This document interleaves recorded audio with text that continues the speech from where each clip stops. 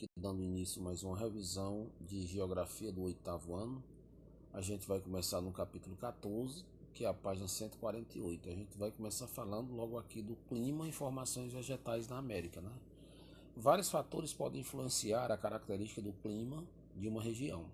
O continente americano, tanto a latitude como a altitude, quanto o relevo e as correntes marítimas, são fatores que mais exercem influência nos diversos tipos climáticos e, consequentemente, na variedade de formação vegetal. Certo? Então, por conta dessa situação geográfica, né, que as Américas têm, Brasil, Argentina, Paraguai, Uruguai, Estados Unidos, México, Canadá, então essa coisa de ser estendido, né, esse mapa, pelo fato dele ser estendido de uma ponta a outra, de norte a sul, ele abrange grande extensão do planeta, né? De uma ponta a outra, pegando do Círculo Polar Ártico até o final aqui do Trópico de Capricórnio, até chegar aqui na Antártica, né?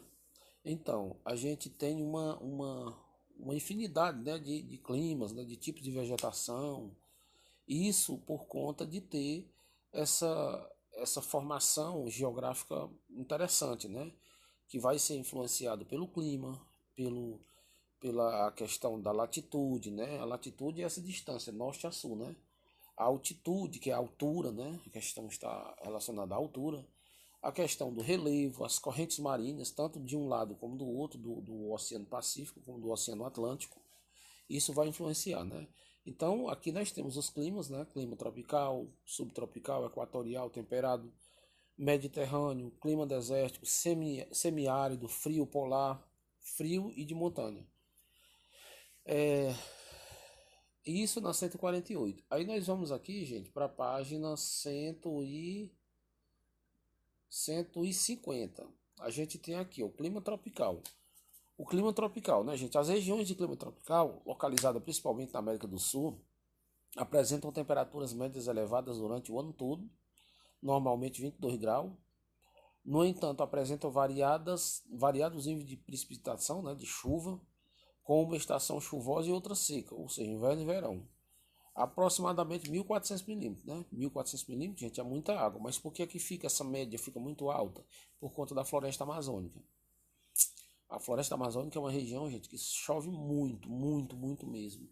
Então isso faz com que, enquanto em outras regiões não chove quase nada, na parte da floresta vai chover muito, né? Ser muita água. Outro pontinho que a gente tem que analisar é a questão aqui. Deixa eu só ver aqui. Clima frio e polar. Deixa eu ver aqui um detalhe, gente. Pois bem, gente, aqui mesmo. Climas frio e polar. A página 152. A gente está aqui, ó. Nas elevadas latitudes, onde há menor incidência de radiação solar, predominam climas com baixa temperatura, como o clima polar e frio. Nas áreas de clima polar, localizadas no extremo norte do continente, o inverno costuma apresentar temperaturas muito baixas, muitas vezes abaixo de 19 graus negativos, né? E os verões são mais a menos, né? Com temperaturas 10 graus. Isso também é muito frio, né, gente? Nessas áreas, nota-se a predominância de quê? Tundra, uma vegetação que ela fica submersa durante muito tempo. O gelo, ela suporta muito essa coisa do gelo frio, né? Que queima a folha da planta, que muitas plantas não suportam. A tundra, ela já é adaptada para isso, né, gente? Gente, eu pulei aqui para essa página aqui, ó, que tem as banquisas e geleiras na 160. Olha, o frio intenso nas regiões polares provoca o congelamento da camada superficial das águas oceânicas, formando uma imensa massa de gelo, geralmente com grande espessura, né, denominada banquisa. No verão, as banquisas tendem a diminuir o tamanho e no inverno aumentam sua extensão. A Antártida, por exemplo, chega a diminuir 83% das águas oceânicas congeladas, né, durante os meses menos frios. E durante os meses mais frios fica 100% congelado. Assistiram já o filme A Era do Gelo? Quando o mar começa a se descongelar, né? Então aquelas placas de gelo que tem ali dentro do mar são chamadas de banquisas, que é a própria água salgada do mar congelada, né? Já as geleiras já é água doce nas montanhas, da neve, que formam grandes acúmulos de água, né? Em forma de gelo. Outro pontinho que a gente vai analisar, gente, é esse aqui, ó, bem aqui embaixo.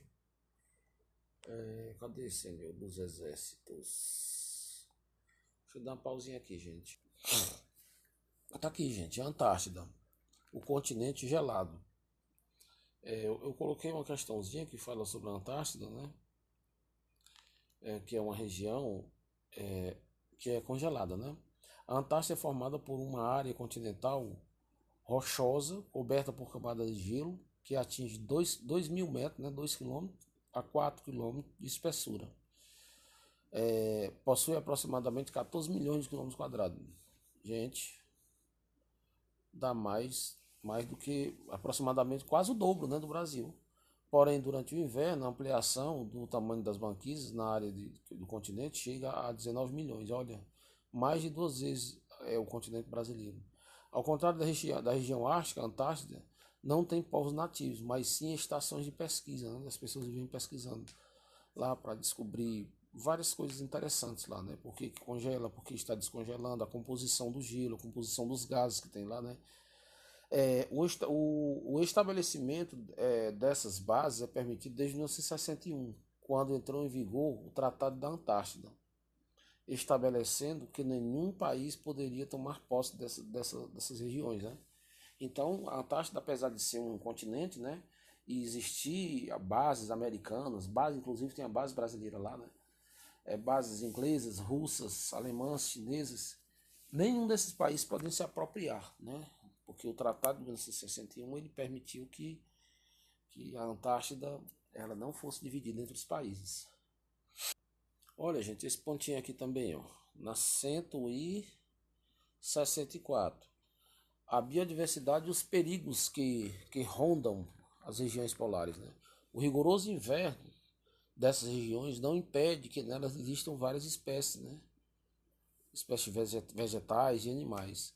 Em uma pesquisa sobre as regiões polares realizadas ao longo de 10 anos por 22 países, chamado Censo da Vida Marinha da Antártida, ou CAM, no caso aqui é CAML, né? CAM, em inglês parece que se pronuncia assim, CAM, alguma coisa assim. Foram registradas mais de 12 mil espécies de animais viventes nessas áreas, gente. É muita espécie de animal numa região que é quase inabitável, né? A região da Antártida. Então, essa biodiversidade ela tem que ser respeitada, a gente tem que ter cuidado para preservar, né? E essa poluição que a gente produz aqui, as autoridades, né? Elas estão tomando, todos os anos elas tomam decisões, né? Procuram criar estratégias para diminuir essa poluição, porque toda a poluição ela vai para essas duas regiões, para os polos, né?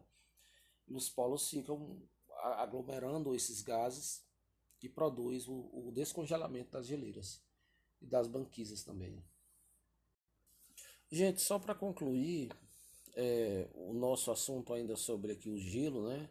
O Ártico, a Antártida e tal, né? Na Antártida, gente, nós temos mais da metade da água doce do planeta está congelada naquela região, certo? Por isso que a Antártida ela é importante, as geleiras são importantes, né? Outro pontozinho, gente, importante é que é que vocês devem saber que essa região ela congela mais por causa da inclinação da Terra, né? Por que congela? Por causa da inclinação da Terra. A Terra ela é esférica, então esses polos eles têm uma inclinação maior, então os raios solares eles têm menos incidência para lá. Então isso faz com que a água congele nessa região. Gente, muito obrigado por assistir o vídeo. Se inscreva no canal, dê um likezinho para ajudar o nosso canal a se manter, né? Porque é importante que eu faça essas revisões por aqui, porque se torna mais fácil para vocês, menos cansativo, menos estressante, entendeu? E fica algo mais eficiente porque você vê somente as questões da prova aqui. Tá bom, gente? Muito obrigado, viu? Valeu.